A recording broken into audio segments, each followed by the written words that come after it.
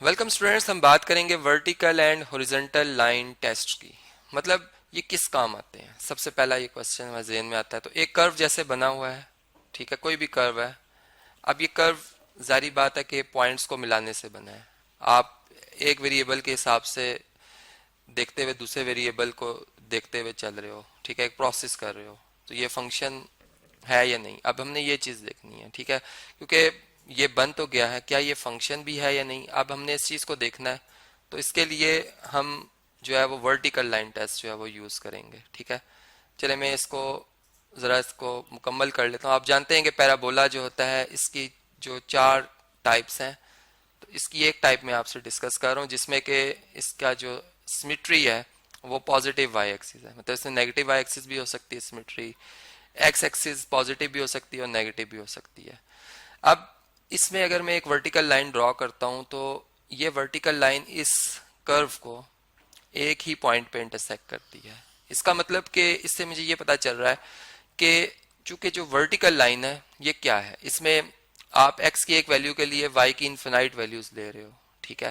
मतलब ये एक, अगर मैं यूं कहूं कि इसमें जो हमारे पास पॉइंट्स आ रहे हैं वो बहुत ज़्यादा आ रहे हैं, एक ही सीध में आ रहे हैं, ठीक है। अब चलें, ये बात एक अलग है कि आपके जहन में ये क्वेश्चन आया कि ये खुद फंक्शन है या नहीं। तो हम ये कहेंगे कि खुद ये फंक्शन नहीं है, ठीक है। क्योंकि अगर आप देखें तो इसमें x जो है वो किसके इक्वल है, वो 3 के इक्वल है, ठीक है। तो ऐसा पॉसिबल नहीं है कि f ऑफ x जो हो, ठीक है, अगर ये y के इक्वल हो तो y इक्वल टू 3, तो फिर तो एक एक फंक्शन है। लेकिन यहाँ पर ये खुद इटसेल्फ फंक्शन नहीं। तो हम इसको इस काम लेके आ रहे हैं कि यहाँ पर हम देख रहे हैं क्या ये हमारी हेल्प कर सकती है कि किसी दूसरे कर्व को बता सके कि वो फंक्शन है या नहीं। तो देखें, इसमें हमारे पास ये जो पॉइंट आया है इससे हम ये देख रहे हैं कि जो 1 2 3 4 ये x की वैल्यू 4 के लिए y की 2 वैल्यू दे रहा है।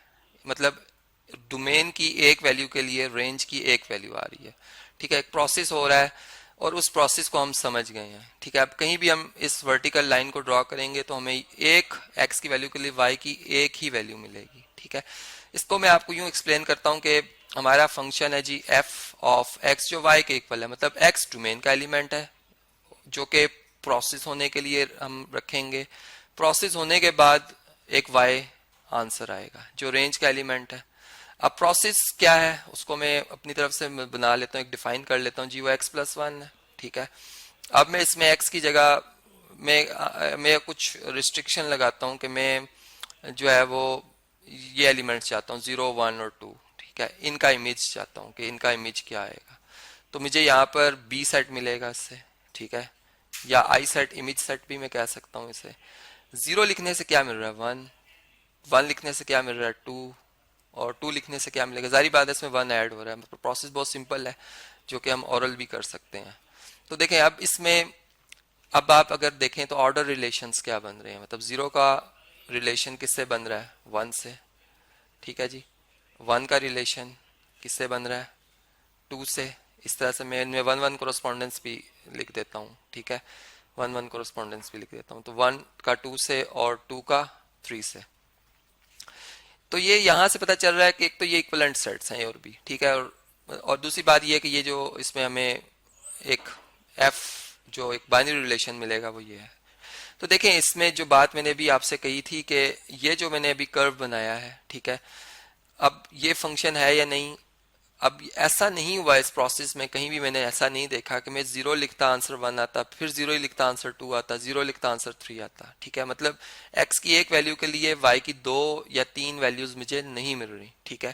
तो इसका मतलब कि बात कंफर्म हो गई है कि ये जो कर्व बना हुआ है एक फंक्शन का है, ठीक है। इसी तरह मैं अब आपसे एक और एग्जाम्पल शेयर करता हूँ। चले मैं इस कर्व के, सॉरी, इस ग्राफ पेपर के इस पोर्शन में मैं एक कर्व बनाता हूँ, ठीक है, जो कि चले मैं यूं कहता हूं कि वो सर्कुलर शेप का है, ठीक है, या इलिप्टिक शेप का है, इलिप्टिक शेप का है, ऑल शेप, ठीक है।